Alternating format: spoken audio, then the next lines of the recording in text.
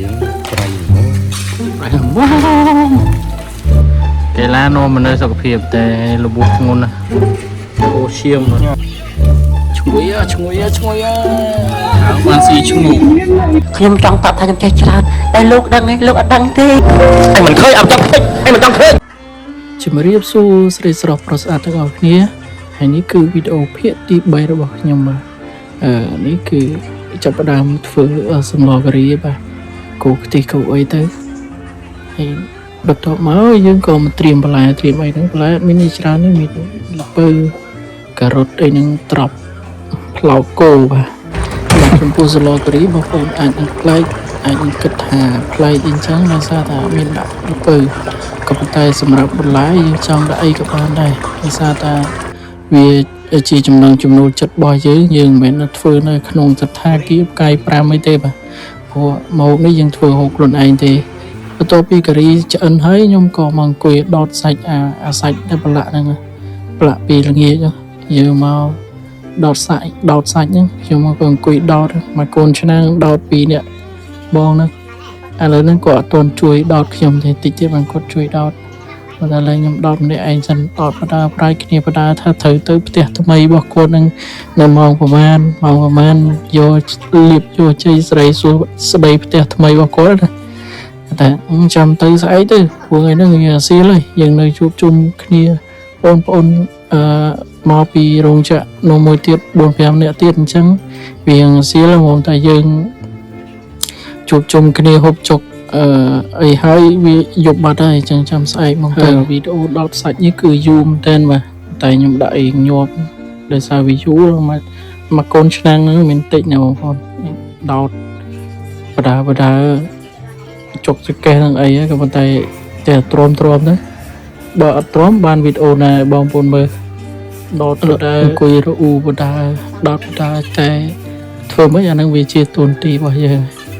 បងប្អូនអស់ហ្នឹងវាមិនទាន់មកទេតើសៀលតិចបានមកអញ្ចឹងអត់មានអ្នកជួយទេមានតែគ្នាខ្ញុំប្រហែល 3-4 នាក់ហ្នឹងឯងធ្វើនេះទុចធ្វើនោះតិចម្នាក់ហើយខ្ញុំទូនទីរបស់ខ្ញុំគឺដោតសាច់ហ្នឹងឯងដោតបដាទទួលនឹងបើកចោលតែមានមើលទេហើយក្រៅពីដោតសាច់ហ្នឹងយើងក៏ជជែកគ្នាលេងហើយអត់មានអីច្រើនទេជជែកគ្នាក្រៅពីជជែករឿងបញ្ហាជីវិតហ្នឹងអត់មានរឿងអីផ្សេងទេហាមដាច់ខាតគឺនិយាយដើមគេបាទនៅទីនេះអត់មានកន្លែងនិយាយដើមគេទេបាទគឺជជែកតែរឿងជីវិត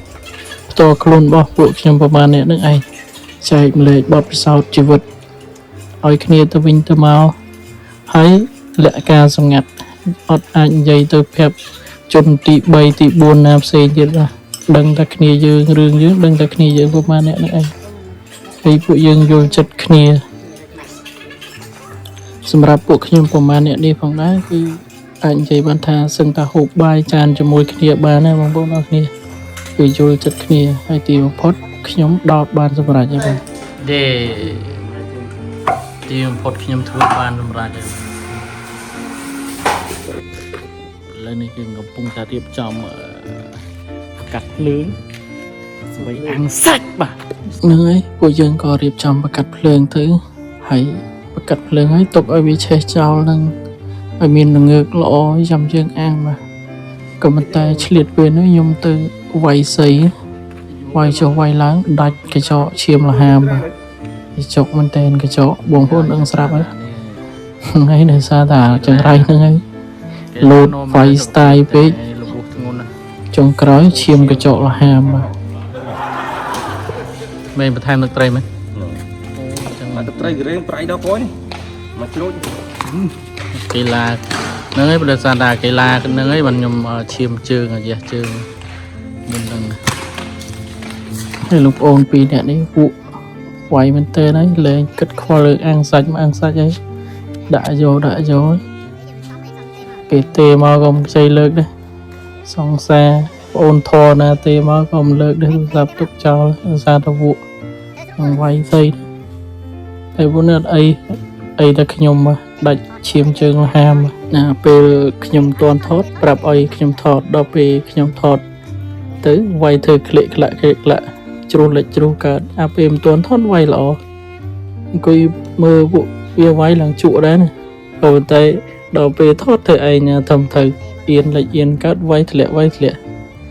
អាចោពងព្រែក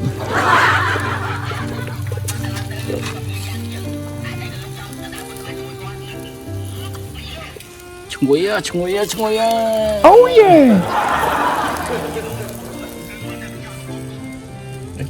ខ្មៅមិនចឹងសាច់អត់ខ្លោចទេដែរកាមេរ៉ាចង់ខ្លោចមិន បាទហើយនេះគឺលទ្ធផលដែលយើងទទួលបានមកគឺសាច់អាំងដ៏ស្រស់ស្អាតហើយមានឱជារសឈ្ងុយឆ្ងាញ់ដែលអាំងដោយខ្ញុំបាទត្រឡប់ទៅលិចត្រឡប់កើតត្រឡប់ទៅលិចត្រឡប់លិចត្រឡប់កើតដើម្បីកុំឲ្យវាខ្លោចបាទហើយនេះគឺចុងភៅធំបាទតបមកខ្ញុំក៏ឆ្លៀតទៅស្រស់នំបញ្ចុកបាទនំបញ្ចុកចាប់ច្បាយអត់សូវល្អទេដោយសារតែបញ្ញាប់ធ្វើកាត់ឯនេះគឺសង្កការីយើងយុគមិញអត់ឃើញត្រប់ហ្នឹងមែនឥឡូវយើងថែមត្រប់ដោយសារខ្លាចវាលួយហើយដោយសារតែគ្នាយើងមកច្រើនវិញយើងក៏ទៅប្រឡាក់សាច់ថ្មីមកថែមបាទគឺសាច់គោជាមួយបកាប្រហែលក្បាលហ្នឹងឯងហើយយើងអេតសាច់គោបន្ថែមដោយសារគ្នាយើងមកច្រើនហើយសល់បកា3 4ក្បាលយើងយំប្រហើយ